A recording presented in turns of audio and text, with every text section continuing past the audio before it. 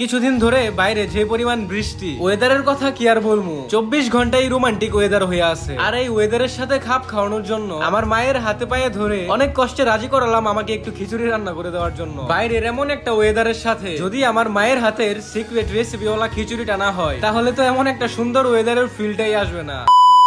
আসসালামু আলাইকুম গাইস, কি অবস্থা ভাইরা এবং সুন্দরী সুন্দরী আপুরা, কেমন আছো তোমরা? বৃষ্টিতে ভিজতে ভিজতে ইন্ট্রোর ভিডিওটা দিলাম। এটার একটা কারণ হচ্ছে কিছুদিন ধরে সব জায়গাতেই অনেক পরিমাণ বৃষ্টি হচ্ছে। কি জানি একটা ঘূর্ণিঝড়, নামটা তো এখন আর মনে নাই, ওইটা নাকি বাংলাদেশে ঢুকে গেছে। তো সেদিন সকাল সকাল ঘুম থেকে উঠে দেখি সন্ধ্যা হয়ে গেছে। আচ্ছা ওয়েট, আমি বুঝছি তোমরা কিছুই বুঝো না। তোমরা এটাই ভাবতেছো সকাল আবার সন্ধ্যা হয় কিভাবে, একটু সময় দাও বুঝিয়ে বলতেছি। সেদিন আমি ঘুম থেকে উঠছিলাম সকাল 11টার দিকে, আর ঘুম থেকে উঠেই দেখি বাইরের অবস্থা খুবই অন্ধকার। সাথে সাথেই বুঝলাম যে এখনই হয়তো বৃষ্টি হবে, তাই চলে আসলাম ঘরের বাইরে। এখন শুধু বৃষ্টি মানে তো বৃষ্টি না, বৃষ্টির সাথে তো বাতাসও হবে, আর সেই সাথে গাছ থেকে অনেক অনেক আমও পড়বে। আর এই বাতাসের মধ্যে আম কুড়ানোর মজাটাই আলাদা, একদম ছোটবেলার স্মৃতিগুলো মনে করিয়ে দেয়। আগে তো যখনই দেখতাম বৃষ্টির জন্য বাইরে বাতাস শুরু হতো, দৌড়ে চলে আসতাম আম গাছ তলায়। এখন যদিও প্রায় অনেক আমই পেকে গেছে, তাই পড়ার মতো গাছে বেশি আমও নেই। এর একটু পর থেকে এত পরিমাণ বৃষ্টি শুরু হয়েছে, সেটা তো আর থামার নাম নেই। আর বাইরে যদি এভাবে বৃষ্টি হয়, ঘরের ভিতর বসে কি আর মন টিকে, তোমরাই বলো? সেই জন্যই চলে আসলাম বৃষ্টিতে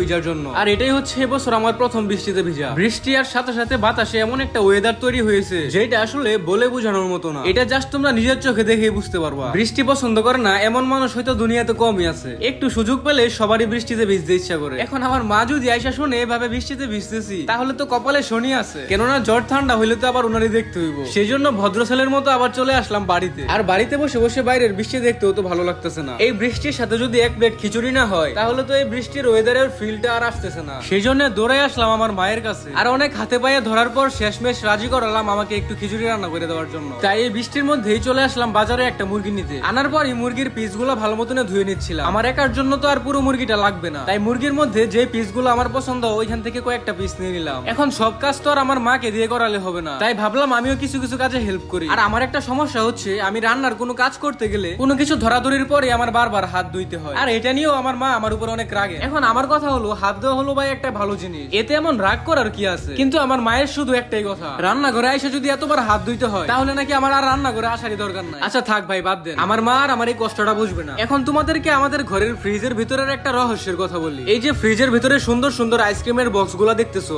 দেখে তো মনে হইতেছে ভিতরে হয়তো আইসক্রিমে ভরা, কিন্তু এগুলা খুললে দেখা যাবে ভিতরে শুধু আদা বাটা আর রসুন বাটা। মানে আসলে এইভাবে যে আমি কত শতবার ছেঁকা খাইছি, এটা আসলে হিসাব করেও বলা সম্ভব না। কথা বলতে বলতে এদিকে মাংসটাও রান্না হয়ে গেছে। খিচুড়ি তো অনেক ধরনেরই হয়ে থাকে, কিন্তু আমার কাছে স্পেশালি সবচেয়ে বেশি যে খিচুড়িটা ভালো লাগে, কেউ কেউ এটাকে বলে ভেজা খিচুড়ি, আবার কেউ কেউ বলে লেটকা খিচুড়ি। আর এই খিচুড়ির মধ্যে মাংসটাও একসাথে দিয়ে রান্না করতে হয়। এখন আপাতত বাইরের বৃষ্টিটাও একটু কমে আসছে, কিন্তু বৃষ্টি কমলে কি হবে, আবারও যেইভাবে অন্ধকার করতেছে, এখন যদি নামে তাহলে তো মনে হয় আর রাতের আগে থামবে না। যেহেতু আজকে মাকে দিয়ে খিচুড়ি রান্না করে দিচ্ছি, তাই ভাবছিলাম আমার মায়ের স্পেশাল রেসিপিটা একটু তোমাদের সাথে শেয়ার করব। কিন্তু ভাই আমার মায়ের কথা আর কি বলবো, আমার মাকে একটু বলছিলাম রান্না করার সময় কখন কোন জিনিসটা কতটুকু পরিমাণে দিচ্ছে এটা একটু আমাকে বলার জন্য। এখন আমার মা আমাকে এটা বলা তো দূরের কথা, ভিডিও যে করবো ওই সুযোগই দিতেছে না। এখন এটাও যদি আমি আবার ওনাকে বলতে যাই, তাহলে উল্টা আবার আমাকে বকতেছে। আচ্ছা যাই হোক, এখন রান্নাও প্রায় শেষের দিকে। আমি আবার কখন থেকে হাতে একটা বাটি নিয়ে বসে আছি রান্নাটা কেমন হয়েছে ওইটা টেস্ট করার জন্য। রান্না শেষে খিচুড়িটা নিয়ে আইসা বললাম আমি আমার রুমের মধ্যে। আর এই বৃষ্টির আবহাওয়ার মধ্যে জানালার পাশে বসে বসে এই খাবারটা খাওয়ার মজাটাই আলাদা। খিচুড়িটা দেখতে যেমন সুন্দর হয়েছে, খাইতে তো আরো বেশি মজা। এখন যদি এটা পসিবল হইতো, তাহলে তোমাদেরকে খাইয়ে টেস্ট করাইয়া বুঝাইতাম। আচ্ছা এই ভিডিও শেষে তোমাদেরকে একটা ইম্পর্টেন্ট মেসেজ দিয়ে দিই। বৃষ্টির দিনটা হয়তো তোমার আমার জন্য সুখের হলেও আমাদের দেশের অনেকেই এখন ঘর ছাড়া, কারণ এই ঝড় বাতাস এবং বন্যার পানিতে অনেক মানুষেরই ঘর বাড়ি ভেঙে নিয়ে গেছে। তাই সবাই একটু মন থেকে দোয়া কইরো ওই সব অসহায় মানুষদের জন্য, আল্লাহ যেন আবার সবকিছু আগের মতো ঠিক করে দেয়। তো আজকের ভিডিও এ পর্যন্ত।